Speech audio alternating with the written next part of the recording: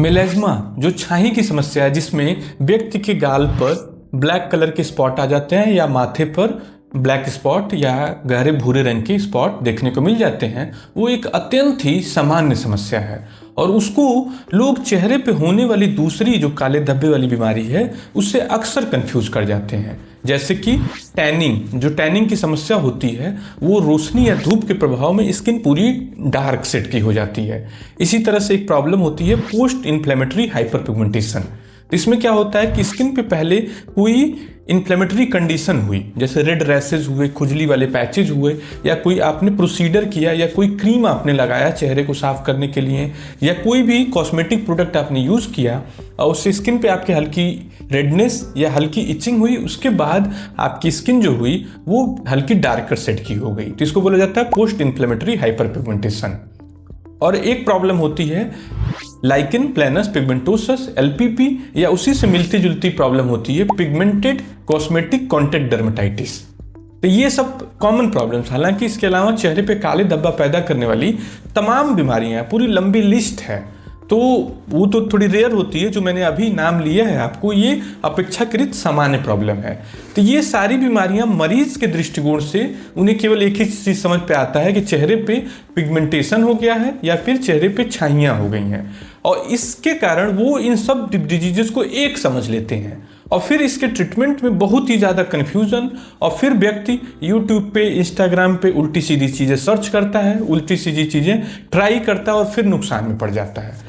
शायद ही कोई मरीज हो जो राइट तरीके से घरेलू इलाज या घरेलू चीज़ों से राइट इलाज कर ले।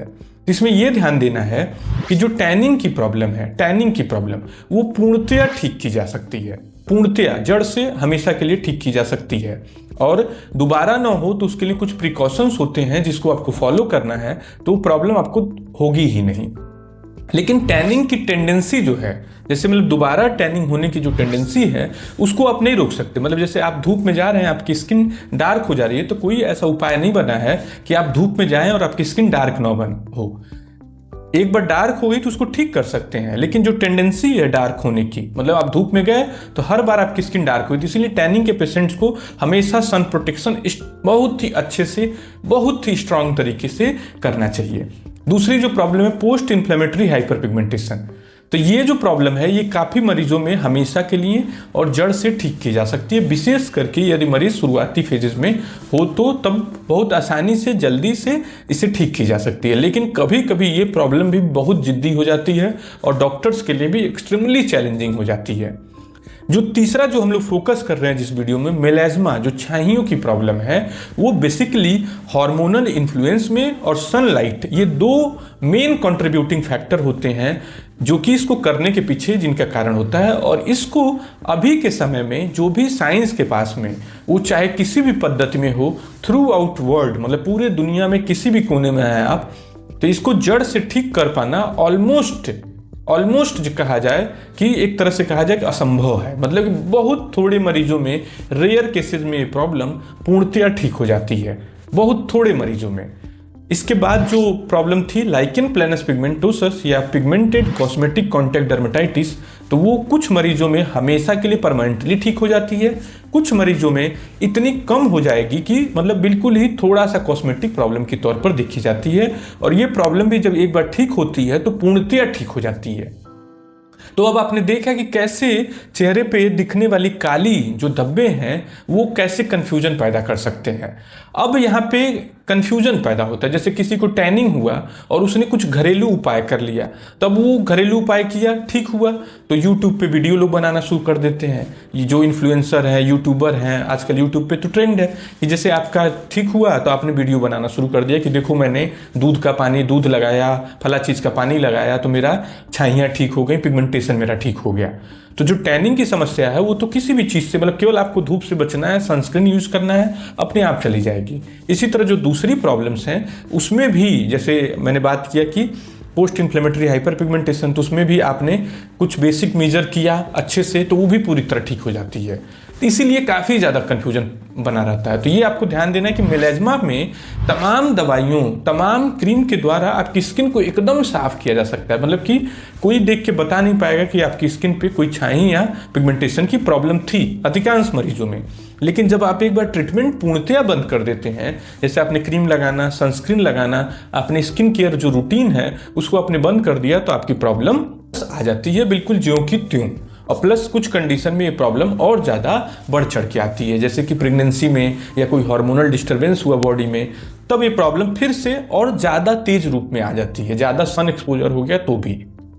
तो रिसेंटली ये वीडियो बनाने का पर्पज़ ये था कि 2 ट्रीटमेंट ऑप्शंस जो कि यूट्यूब पे काफ़ी ज़्यादा पॉपुलर हैं, मेलाज्मा या वो जनरल लेवल करते हैं पिगमेंटेशन के ट्रीटमेंट में, जिसे आपको इस्तेमाल नहीं करना है, जिसके क्षति होने के चांसेस ज़्यादा हैं। तो एक रिसेंटली मैंने वीडियो देखा जिसका लाखों में व्यूज़ था, उसमें उसने ये बताया कि जो मदार का पेड़ होता है, उसका जो फूल होता है, उसका जो दूध होता है, उसको यदि चेहरे पे लगाया जाए तो आपकी छाई ठीक हो जाएगी।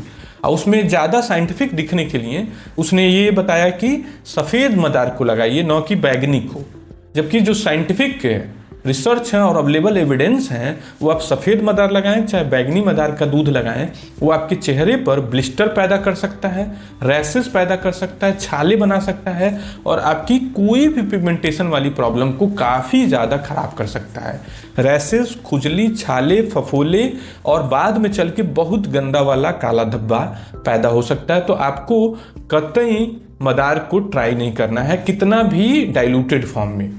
हो सके कि 100 में से एक आध व्यक्ति को बेनिफिट आ जाए, लेकिन 99 के नुकसान के चांसेज हैं। 99 लोगों में इसके नुकसान के चांसेज हैं किसी भी तरह के चेहरे पे होने वाले पिगमेंटेशन में। तो आपको कतई भी इस जाल में नहीं पड़ना है, आपको इसको ट्राई नहीं करना है। इसी तरह से नींबू और टमाटर, इसको भी काफ़ी ज़्यादा आपको देखने को मिलेगा लोग प्रमोट करते हुए घरेलू केयर में। तो नींबू और टमाटर दोनों जो होता है वो आपकी स्किन को डैमेज कर सकता है। दोनों जो होते हैं आपकी स्किन में रैशेस पैदा कर सकते हैं, सनलाइट में जाने पर वो स्किन को और ज़्यादा इन्फ्लेमेशन पैदा कर सकते हैं। तो आपको इन दोनों चीज़ों को भी कतई नहीं इस्तेमाल करना है। नींबू और टमाटर में मदार की तुलना में बेनिफिशियल तत्व ज़्यादा हैं, जैसे विटामिन सी एक इम्पॉर्टेंट इंग्रेडिएंट होता है पिगमेंटेशन को कम करने के लिए, तो नींबू और टमाटर में वो पाया जाता है। लेकिन जो हार्मफुल इंग्रेडिएंट्स हैं वो भी हैं, तो इसलिए थोड़ा बहुत बेनिफिट तो मिल सकता है, लेकिन नुकसान भी होने की ज़्यादा संभावना है। इसी तरह से मैं एक आयुर्वेदिक पर्सन था, तो उसने ये सजेस्ट किया था मूली को लेकर के। तो मूली के साथ भी दिक्कत है कि आपको मूली से पिगमेंटेशन मेलाज्मा में किसी तरह का कोई फायदा देखने को नहीं मिलेगा। मूली में खाने के तौर पर या लगाने के तौर पे दोनों में किसी तरह का मूली से फायदा नहीं है। मूली के दूसरे बेनिफिट है, जैसे जिनको कॉन्स्टिपेशन है तो उनके लिए फाइबर रिच फूड के तौर पर पेट के लिए सही है, लेकिन मूली का ज़्यादा कंजम्पशन से लोगों को गैस की शिकायत भी देखने को मिल जाती है। तो इसीलिए आपको ये भी चीज़ें नहीं यूज़ करना है। तो नेक्स्ट प्रश्न ये आता है कि घरेलू चीज़ों में हमें क्या यूज़ करना है। तो इसके बारे में हम लोगों ने डिटेल में एक वीडियो बनाया है, जिसमें कि जो सेफ ऑप्शंस हैं उनको इस्तेमाल करने में हमने बताया, जैसे कि मुलेठी लिकोराइस एक सेफ ऑप्शन होता है, ग्रीन टी एक्सट्रैक्ट एक सेफ ऑप्शन होता है। तो ये 2 काफ़ी सेफ ऑप्शन होते हैं और इनको आप दही या शहद में भी मिला करके लगा सकते हैं। तो ये 2 बहुत ही सेफ ऑप्शंस हैं, तो जिसको आप डिटेल में हमारे वीडियो में देख सकते हैं। तो आपको केयरफुल रहना है कि जब भी कोई पिगमेंटेशन की बात करे तो प्रिसाइज वे में कि कौन से पिगमेंटेशन की वो बात कर रहा है, कौन से काले धब्बे की बात कर रहा है। और घरेलू उपाय में जो सेफर ऑप्शन है केवल उन्हीं को चूज करें। जो थोड़े भी रिस्की खराब ऑप्शन हैं उनको कतई ना चूज करें, क्योंकि फेस की स्किन बहुत आसानी से, बहुत ईजी तरीके से रिएक्ट कर जाती है। Thank you.